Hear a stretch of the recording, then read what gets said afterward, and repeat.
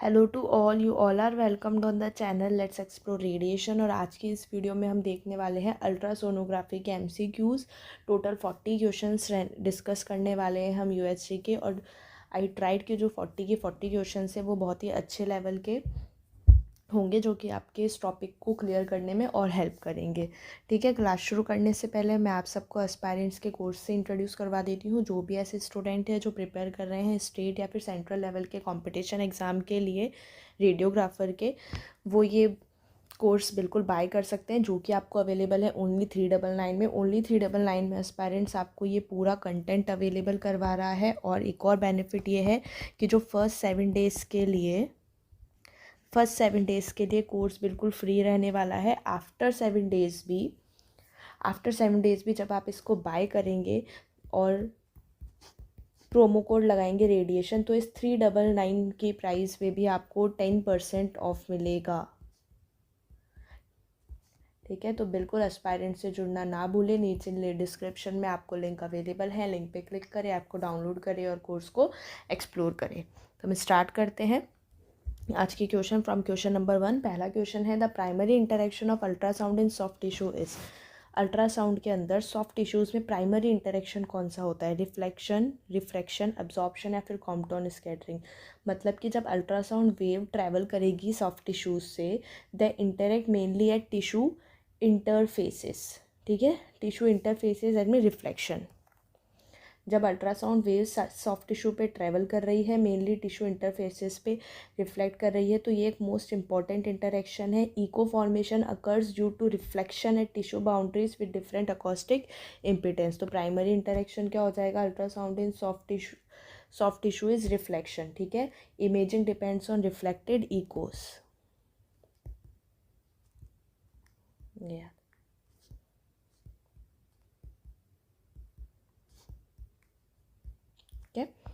Next question है हमारा the piezo electric affect was discovered by. जो पीजो इलेक्ट्रिक अफेक्ट है उसकी डिस्कवरी किसने करी थी? रॉयंजन, क्यूरी ब्रदर्स, डॉपलर या हॉन्सफील्ड। तो रॉयंजन ने तो भाई एक्सरेज की डिस्कवरी करी थी। क्यूरी ब्रदर्स, बिल्कुल Curie brothers discover piezoelectric effect in 1880। Doppler effect discover किया था इन्होंने। Hounsfield developed CT scan machine. ठीक है, पीजो इलेक्ट्रिक अफेक्ट होता क्या है? जिसके अंदर इलेक्ट्रिकल एनर्जी मैकेनिकल वाइब्रेशंस में चेंज होगी। Ultrasound production. नेक्स्ट क्वेश्चन पे चलते हैं। Question number 3, axial resolution mainly depends on. ठीक है, जो एक्सियल रिजोल्यूशन है यूएसजी के अंदर एक्सियल रिजोल्यूशन, लेटरल रिजोल्यूशन होता है। तो पूछ रहा है क्वेश्चन कि जो एक्सियल रिजोल्यूशन है वो इनमें से कौन से फैक्टर पर मेनली डिपेंड करता है? Beam width, pulse length, frequency only या फिर डेप्थ। अगर मैं बात करूँ एक्सियल रिजोल्यूशन की, तो एक्सियल रिजोल्यूशन सबसे पहले होता क्या है? देखो, रिजोल्यूशन तो होता ही क्या है? Ability to distinguish between two structure. तो अब है एक्सियल। एक्सियल का मतलब अलोंग द बीम डायरेक्शन। ठीक है, ability to distinguish two structures along the beam direction।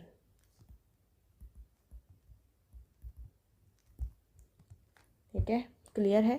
तो ये किस पे डिपेंड करता है? Special pulse length. ठीक है, एसपीएल पे डिपेंड करता है axial resolution mainly. Beam width affect करता है लेटरल रिजोल्यूशन को। पल्स लेंथ क्या करता है? एक्सियल रिजोल्यूशन को डिपेंड करता है। शॉर्टर पल्स लेंथ अगर है, shorter pulse length that means better axial resolution. Next question पे चलते हैं। इंक्रीजिंग फ्रिक्वेंसी विल, अगर हम फ्रिक्वेंसी बढ़ा रहे हैं तो क्या होगा? पेनिट्रेशन बढ़ेगा, वेवलेंथ बढ़ेगा, रिजोल्यूशन इंप्रूव होगा या अटेन्यूएशन रिड्यूस होगा?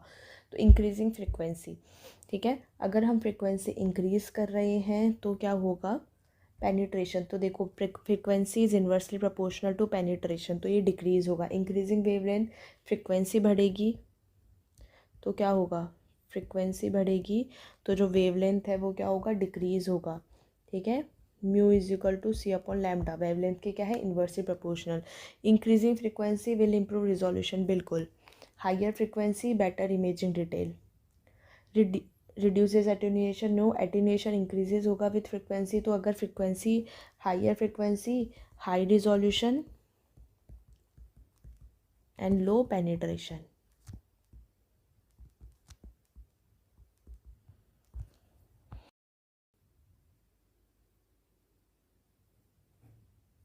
नेक्स्ट क्वेश्चन पे चलते हैं। नेक्स्ट क्वेश्चन है हमारा, the unit of acoustic impedances. Acoustic impedance की यूनिट क्या होगी, डेसिबल, रेल, ग्रे या फिर हर्ट्स।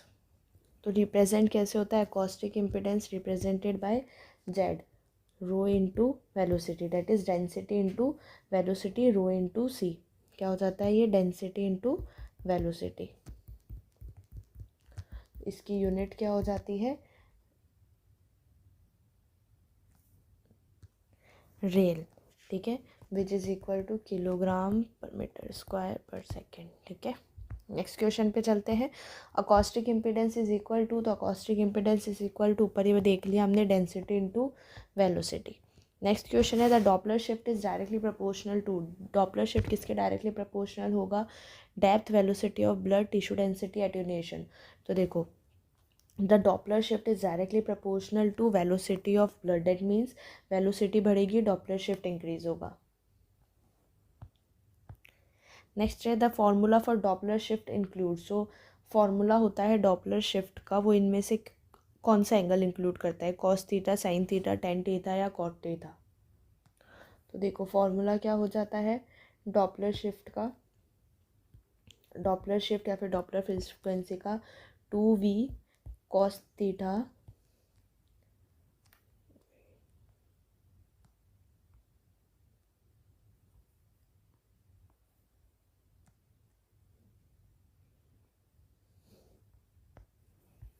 ठीक है।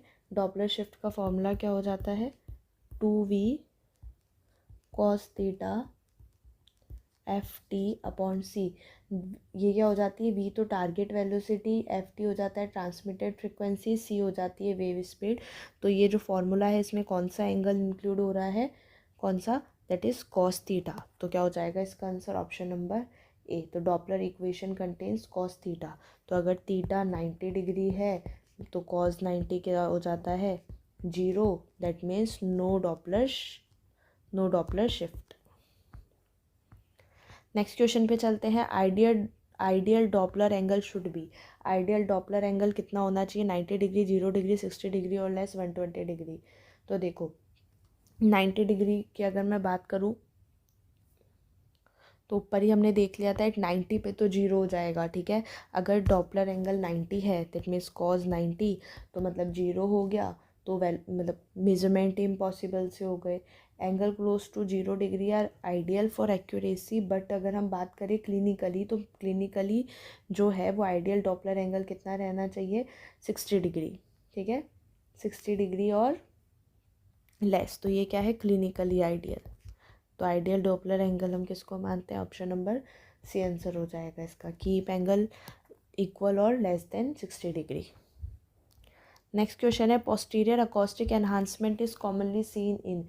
पोस्टीरियर अकॉस्टिक एनहांसमेंट कॉमनली हमें इसमें से किस में दिखाई देगा, कैलकुलस, बोन, सिस्ट या फिर गैस। तो अगर हम बात करें पोस्टीरियर अकॉस्टिक एनहांसमेंट, ठीक है, तो posterior acoustic enhancement is commonly seen in cyst. कैसे भाई, फ्लूइड अलाउज मोर साउंड ट्रांसमिशन,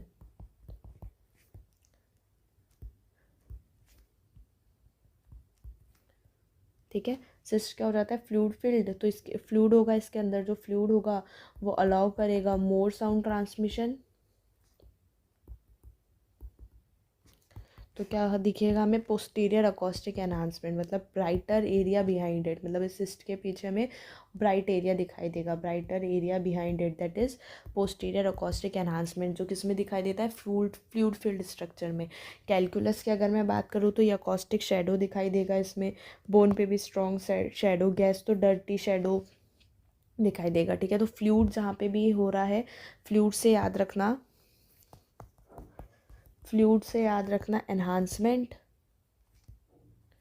और वहीं अगर हम बात करें सॉलिड या फिर स्टोन की, कैलकुलस की, तो ये क्या हो जाता है, शेडो। यहाँ तो आएगा अकॉस्टिक एनहांसमेंट, यहाँ क्या हो जाएगा, शेडो, ठीक है। नेक्स्ट क्वेश्चन पे चलते हैं। The spatial pulse length is equal to, spatial pulse length जो हमने देखा एक्सियल रिजोल्यूशन इससे अफेक्ट हो रहा है, तो ये किसके इक्वल होगा? फॉर्मूला क्या हो जाता है इसका? Frequency into PRF that is pulse repetition frequency, number of cycles into wavelength, velocity upon frequency या इंटेंसिटी इंटू टाइम। तो क्या हो जाएगा इसका आंसर? बिल्कुल number of cycles in pulse into wavelength. ठीक है, that is option number B. Next question है axial resolution improves with, axial resolution कैसे इम्प्रूव होगा?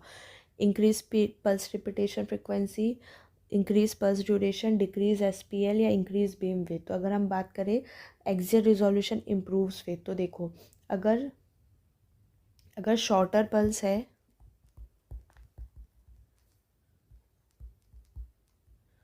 अगर शॉर्टर पल्स है that means better better axial resolution. तो क्या हो जाएगा इसका answer? Decrease special pulse range, shorter pulse, better axial resolution. तो अगर हम ये डिक्रीज करेंगे तो एक्सियल रिजोल्यूशन क्या हो जाएगा? बेटर हो जाएगा। पल्स रिपीटेशन फ्रिक्वेंसी जो है वो डॉपलर को अफेक्ट करती है, ना कि एक्सियल रिजोल्यूशन को। पल्स ड्यूरेशन क्या करता है? पल्स ड्यूरेशन क्या करेगा?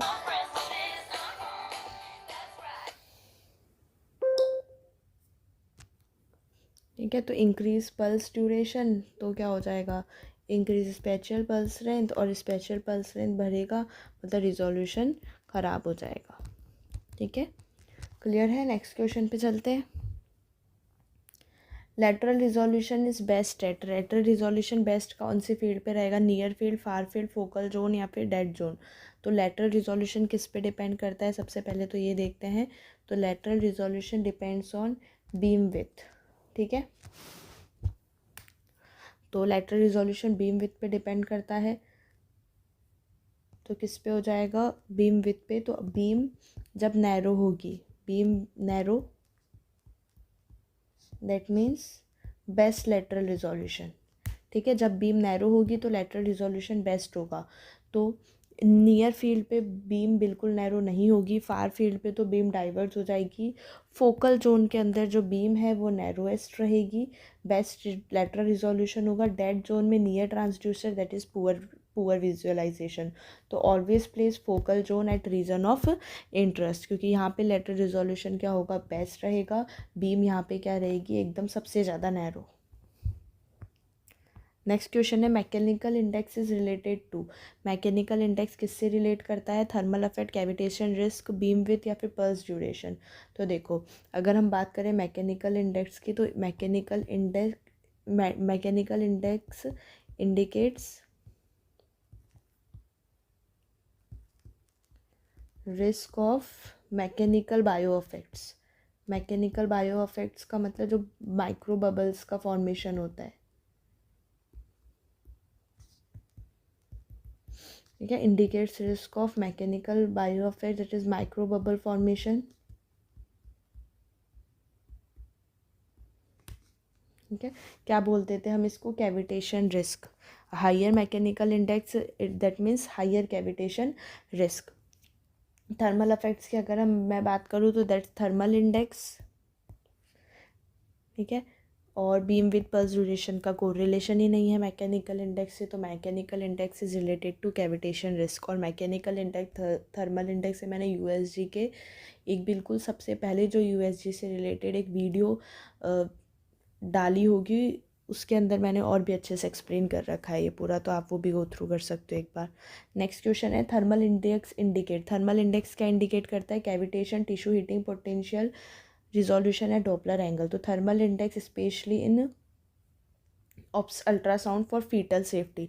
ठीक है, थर्मल इंडिकेट्स हम मेनली किस में, थर्मल इंडेक्स हम मेनली किस में ध्यान रखते हैं? ऑब्स गाइनो वाली जो अल्ट्रासाउंड होती है फीटल की सेफ्टी के लिए। ठीक है, तो थर्मल इंडेक्स क्या इंडिकेट करता है? Tissue heating potential. Next question है एलियासिंग अकर्स व्हेन, USG के अंदर एलियासिंग कब होगा? PRF is high, velocity is low, PRF is less than twice Doppler shift, या फिर एंगल इज़ 90 डिग्री। ठीक है, एलियासिंग कब होगा? Wrap around affect in pulse ड्रॉपलर, तो जब पल्स रिपीटेशन फ्रिक्वेंसी क्या होगी? Less than twice Doppler shift. Nyquist rule है ये, देखो निक्विस्ट रूल है,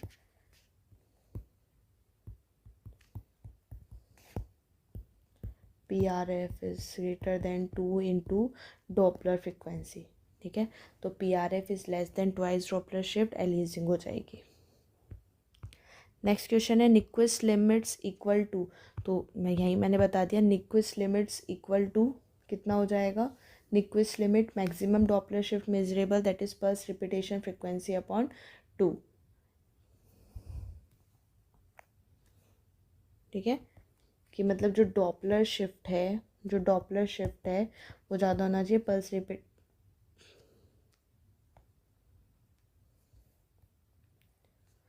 पल्स रिपीटेशन फ्रिक्वेंसी अपॉन 2।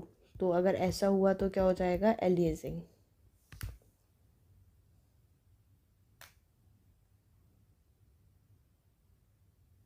ठीक है। वही है ऊपर वाला कि भाई ये डिवाइड बाय 2 चला जाएगा, तो यहाँ पे ये क्या था हमारा डॉपलर शिफ्ट, ठीक है। तो यही पूछ रहा है ये निक्विस्ट लिमिट इक्वल्स, तो ये किसके इक्वल हो जाएगी, PRF divide by 2। Next question है increasing pulse repetition frequency will, अगर हम पल्स रिपीटेशन फ्रिक्वेंसी इंक्रीज करते हैं तो क्या होगा, एलियासिंग बढ़ेगी, घटेगी, वेवलेंथ बढ़ेगी या पेनिट्रेशन बढ़ेगा। देखो increasing PRF, high pulse repetition frequency, higher Nyquist limit, ठीक है। और अगर निक्विस्ट लिमिट हाइयर है that means aliasing will be reduce. Next question है mirror image artefact is cause by, USG के अंदर एक टाइप का आर्टिफैक्ट है मिरर इमेज आर्टिफैक्ट, तो वो किस वजह से हो रहा है, रिफ्रैक्शन, मल्टीपल रिफ्लेक्शन, रिवर्बरेशन या स्लाइड लोब्स, ठीक है। क्या होता है भाई मिरर इमेज के अंदर जो स्ट्रक्चर है वो हमें डुप्लीकेटेड दिखाई देता है ऑन अपोजिट साइड, तो ये किसकी वजह से हो रहा है, ड्यू टू मल्टीपल रिफ्लेक्शंस, ठीक है। नियर स्ट्रॉन्ग रिफ्लेक्टर्स ये मिरर इमेज आर्टिफैक्ट होता है, जैसे कि डायाफ्राम। नेक्स्ट क्वेश्चन है comet tail artifact is a type of, comet tail artifact, ठीक है। कॉमेट टेल आर्टिफैक्ट जो भी USG के अंदर होता है, रिफ्रैक्शन, रिवर्बरेशन, शैडोइंग, एनहांसमेंट, तो जो कॉमेट टेल आर्टिफैक्ट है it is a type of reverberation artifact, ठीक है, जो हमें किस में दिखाई देता है, जैसे कि कोलेस्ट्रॉल क्रिस्टल्स मोस्ट कॉमन है। नेक्स्ट क्वेश्चन पे चलते हैं, edge shadowing is due to, edge shadowing किस वजह से हो रहा है, रिफ्रैक्शन, एटीन्यूएशन, रिफ्लेक्शन, एब्जॉर्प्शन। तो देखो एज शेडोइंग जो है हैपन्स एट कर्व्ड स्ट्रक्चर, ये याद रखना, एज शेडोइंग कहाँ होगी, it happens at curved structures,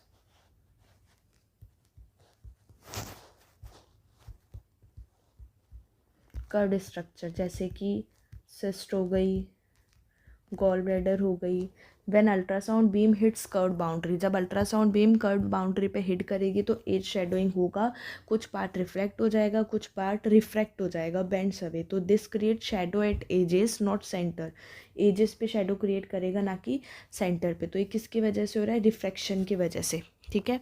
क्या होगा, बीम बेंड्स एट बीम क्या हो जाएगी, कर्व्ड इंटरफेस पे बेंड हो जाएगी, beam bends at curved interface, ठीक है। नेक्स्ट क्वेश्चन है ring down artifact is commonly seen with, तो रिंग डाउन अच्छा ये याद रखना, देखो stone shadow attenuation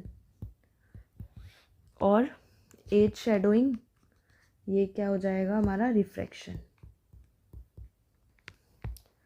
next question है ring down artifact is commonly seen with, ring down artifact commonly किस में दिखाई देगा, स्टोन, एयर बबल, सिस्ट या फिर ट्यूमर। तो ring down artifact occurs due to resonance of trapped air bubbles, तो it is seen in lung ultrasound, gas collection, तो air bubbles, ठीक है, gas produces continuous echoes.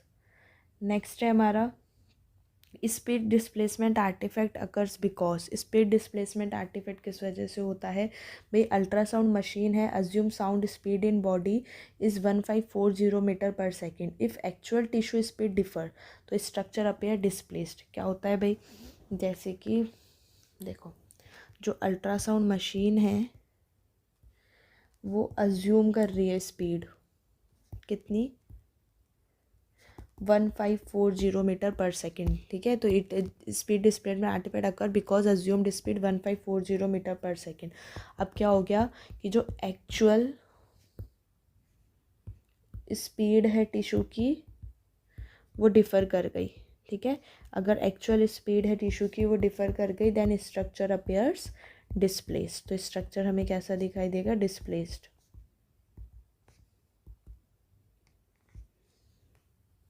Next question पे चलते हैं। Question number 24, power Doppler is more sensitive to. Power Doppler किसके ज़्यादा sensitive होगा, direction, velocity, low flow state से एंगल करेक्शन। तो power Doppler measures amplitude of Doppler signal not direction, ये याद रखना। पावर डॉपलर मेजर्स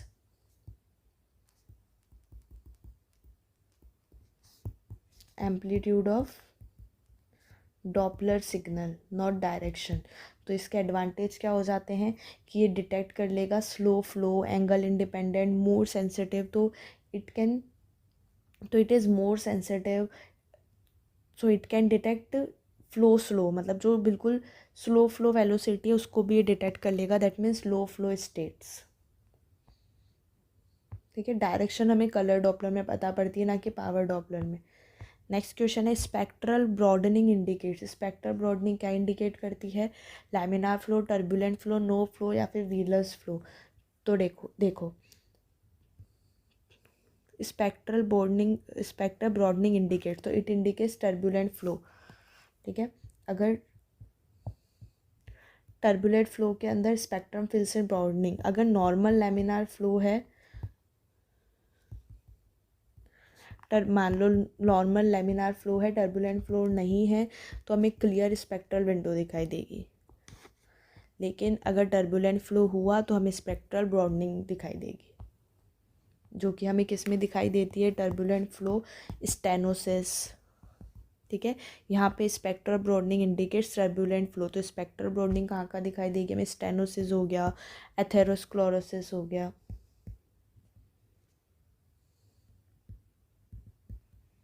ठीक है।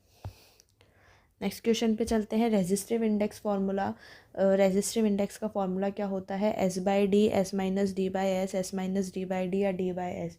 तो रेजिस्टिव इंडेक्स क्या हो जाता है, R I, that is systolic minus diastolic upon systolic, मतलब S minus D upon S, that is option number B.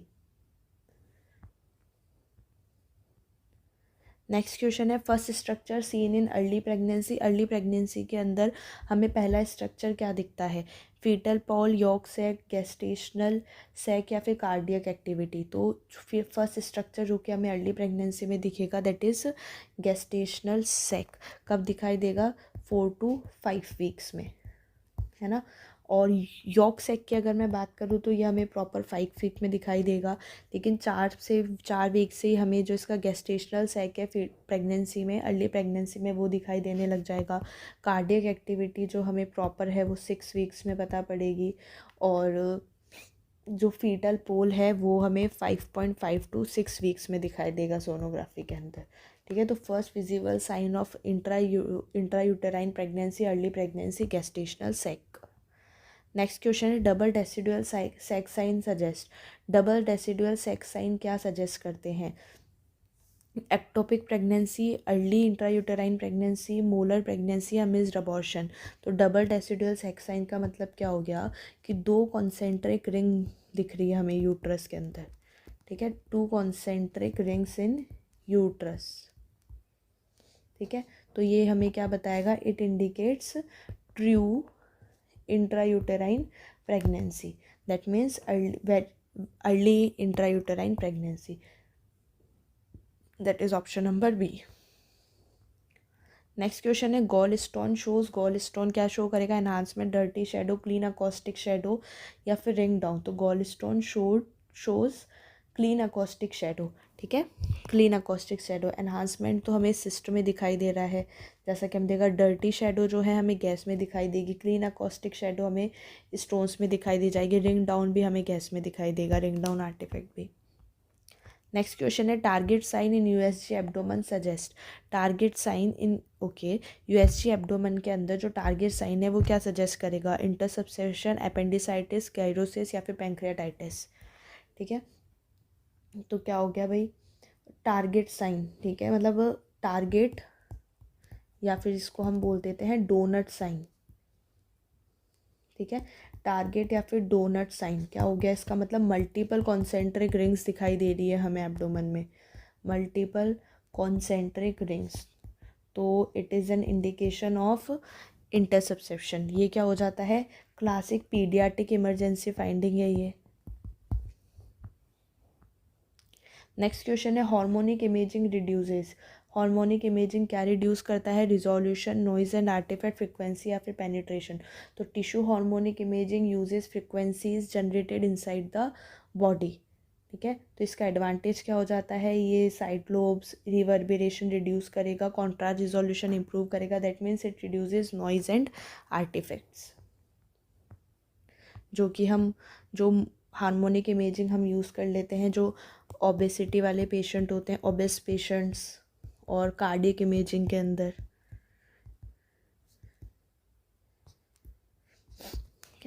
Next question पे चलते हैं। M mode is primarily use for. M mode का मतलब क्या हो जाता है? Motion mode, displace movement of structure over time, मतलब हमें टाइम के साथ स्ट्रक्चर का मूवमेंट दिखाई दे रहा है। जैसे कि हम इसको कार्डियक इमेजिंग में मेनली यूज़ करते हैं, जिसके अंदर हमें वॉल्व का मोशन भी दिखेगा, फीटल हार्ट रेट दिखाई देगी। ठीक है, जो वॉल्स का पूरा फंक्शन है, कैसे वो मूव कर रही हो, पूरा हमें दिखाई देगा बीट के साथ। M mode, motion mode. Next है beam steering is used in. Beam steering, ठीक है, बीम स्टेयरिंग क्या होता है? Which electronically changes beam direction. ठीक है, beam steering electronically changes beam direction, तो it is used in cardiac imaging. ये भी हम कार्डियक इमेजिंग में ही यूज़ करते हैं।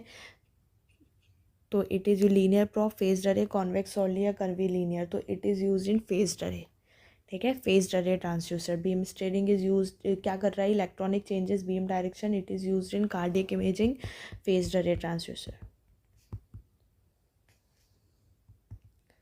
Faced array that means electronic steering, beam या फिर beam steering.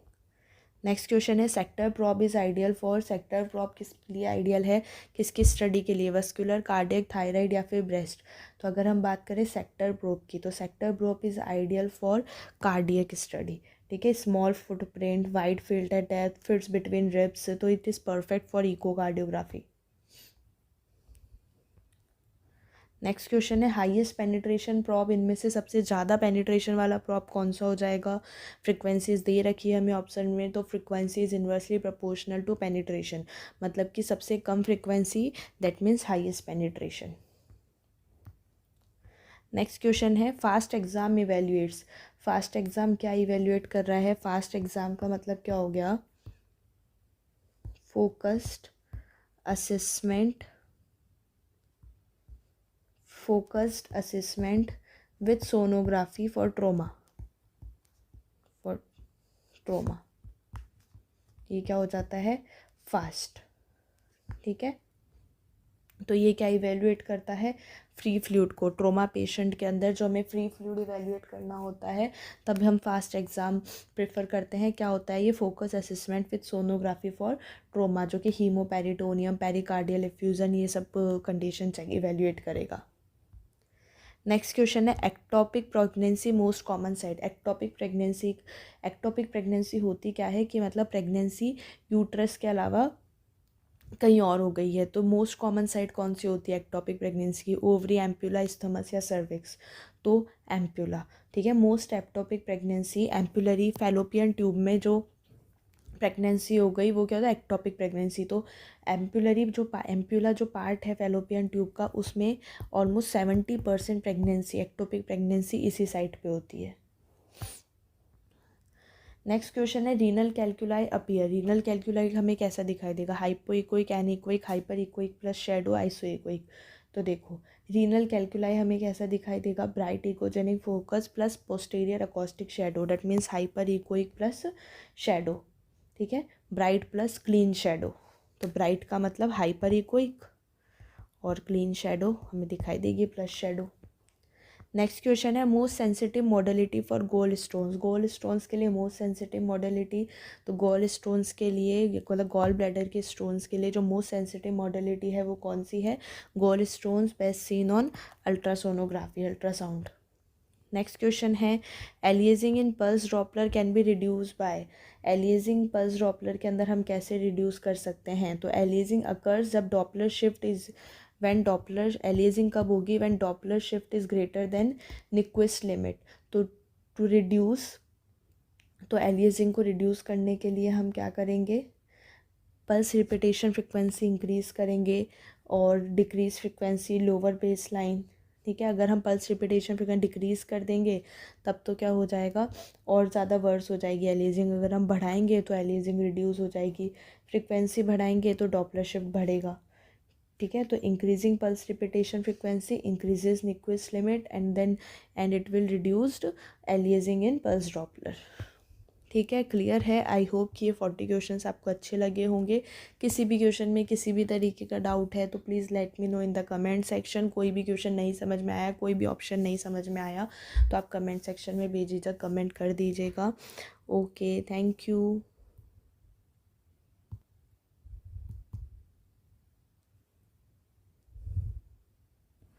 Thanks for watching. और जो भी ऐसे स्टूडेंट है जो प्रिपेयर कर रहे हैं वो एस्पायरेंट्स का कोर्स भी एक्सप्लोर करना ना भूले। Okay, thank you.